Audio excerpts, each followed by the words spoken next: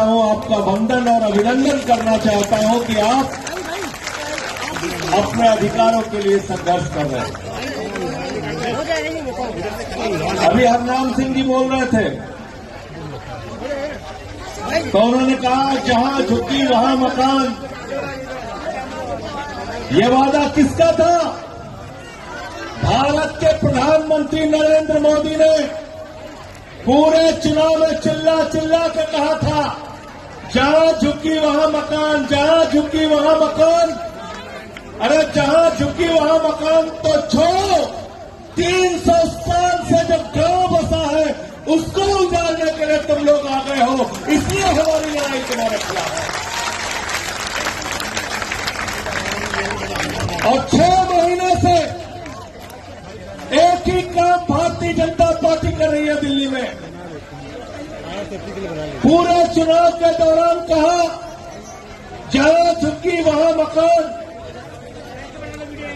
आम आदमी पार्टी के नेता अरविंद केजरीवाल जी ने आगाज किया था दिल्ली के लोगों को, तुम्हारी झुग्गियां तोड़ देगी बीजेपी, तुम्हारी झुग्गियां उजाड़ देगी बीजेपी। जैसे ही सरकार बनी, रेखा गुप्ता जी मुख्यमंत्री बनी, मद्रासी कैंप उजाड़ दिया गया। 70 साल पुराना मद्रासी कैंप उजाड़ दिया गया, जहां 2-2, 3-3 पीढ़ियों से लोग रह रहे थे, ठेले की दुकान लगा रहे थे, सब्जी की दुकान लगा रहे थे। पूर्वांचल के भाई बहन, यूपी बिहार के भाई बहन वजीरपुर की जिस बस्तियों में रहते थे, उन बस्तियों को उजाड़ दिया गया, उनको तबाह और बर्बाद कर दिया गया। बसंत कुंज के इलाके में जो गरीब इंसान रहते थे उनको उजाड़ दिया गया, उनको बर्बाद कर दिया गया। अब आपको उजाड़ने आए हैं। मैं आपसे कहना चाहता हूं, अंतिम दम तक ये लड़ाई लड़नी है और एक भी यहाँ से हटनी नहीं चाहिए। इनसे सावधान रहना। ये बुलडोजर को अपना हथियार बनाते हैं। कल मैंने देखा लखनऊ में एक भाजपाई ने पोस्टर लगाया था, I love Yogi Adityanath ji bulldozer Baba. हमने तमाम बाबा सुना है, एक देश में हो गया बुलडोजर बाबा। तो बुलडोजर बाबा कहां मिलते हैं? भारतीय जनता पार्टी में मिलते हैं। अगर अपने घर पे बुलडोजर चलवाना चाहते हो तो बीजेपी के साथ जाना, वरना इनकी नीति के खिलाफ जैसे आप लड़ रहे हो, अंतिम दम तक लड़ाई लड़ने के लिए तैयार रहना। और ठीक है हमारे साथियों ने, ये 16 दिसंबर के चक्कर में मत पड़ना। ये 16 दिसंबर की एक तात्कालिक राहत तो आपको मिली है, लेकिन याद रखना नरेंद्र मोदी की निगाह आपकी इस जमीन के ऊपर है, आपके इस गांव के ऊपर है, क्योंकि यहां की जमीन, इस गांव की जमीन अपने मालिक अदानी को देना चाहते हैं, इसलिए इस गांव को उजाड़ना चाहते हैं। ये नौकरी करने वाले नौकर लोग हैं, देश के प्रधानमंत्री नहीं हैं। ये नौकर है अदानी के, ये गुलामी करते हैं अदानी अंबानी की, ये उनके इशारे पे नाचने वाले लोग हैं।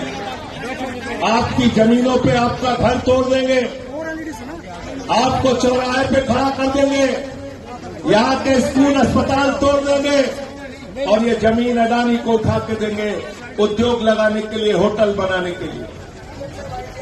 आपको तय करना है कि आप अपने लिए लड़ने के लिए तैयार हैं या ये अपना गांव जो 300 साल पुराना गांव है, ये मोदी जी के हाथों में देने के लिए तैयार है। ये आपको तय करना है। अगर आप लड़ने के लिए तैयार रहेंगे, आपके साथ कंधे से कंधा मिलाकर आपका ये भाई आपकी लड़ाई लड़ने के लिए तैयार रहेगा।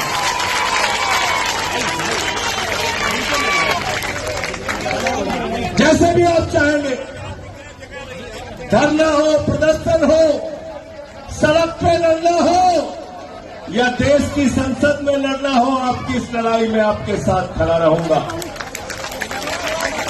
हमारे नेता अरविंद केजरीवाल जी ने मुझे आदेश दिया कि आपको जाना है आपको इस लड़ाई में रहना है और गरीब की बस्ती उजड़नी नहीं चाहिए। उसके लिए जो कुछ भी खामियाजा उठाना पड़ेगा उसको उठाने के लिए तैयार है। हम लोगों को तो जेल और मुकदमे सब कुछ मिल गए, सब कुछ मिल गया, जेल मुकदमा सब। लेकिन न जेल से डरना है, न मुकदमे से डरना है, न लाठी डंडे से डरना है। लेकिन इनसे जरा सावधान हो जाओ, इनकी नफरत की राजनीति से सावधान हो जाओ। अभी क्या बोला इनके एक नेता ने, कहने लगे देखो तकनीक का इतना विस्तार हो गया है कि अमेरिका वाला भगवा रंग का आईफोन बना रहा है। बोले नहीं बोले, ऐसे ही बेवकूफ बनाते हैं आपको। तो अब अमेरिका वाला अगर भगवा रंग का चक्कू बनाएगा और आपके पीठ में मारा जाएगा भगवा चक्कू, तो कहेंगे पूरा मत मानना, ये भगवा चक्कू है आपके पीठ में मारा जा रहा है। तो ये भाजपाई जो है, ये भाजपाई भगवा 56 छुरी है, भगवा 56 छुरी। इनसे सावधान रहना। ये अपना भगवा रंग का हाथ में छुरा लेकर आपकी पीठ में मारने के लिए तैयार है, आपके पेट में मारने के लिए तैयार है। इनसे सावधान हो जाना, वरना इनके हिंदू मुसलमान के एजेंडे में अगर फंसे रहोगे तो कभी तुम्हारा घर उजाड़ेंगे, कभी स्कूल उजाड़ेंगे, कभी अस्पताल उजाड़ेंगे। आपकी तकदीर को बर्बाद करने के लिए ये भारतीय जनता पार्टी दिल्ली में आई है। इसको यहां से खदेड़ना होगा और हम आपकी लड़ाई में आपके साथ खड़े हैं। बहुत बहुत शुक्रिया, बहुत बहुत धन्यवाद। माफी चाहते हुए आज अभी एक कार्यक्रम में मुझे और जाना है, इसलिए मैं यहां से निकल रहा हूं। विधायक जी और बाकी साथी हमारे यहां मौजूद रहेंगे। फिर से एक बार आपका बहुत बहुत आभार कि आपने इस लड़ाई में, इस संघर्ष में शामिल होने के लिए मुझे आप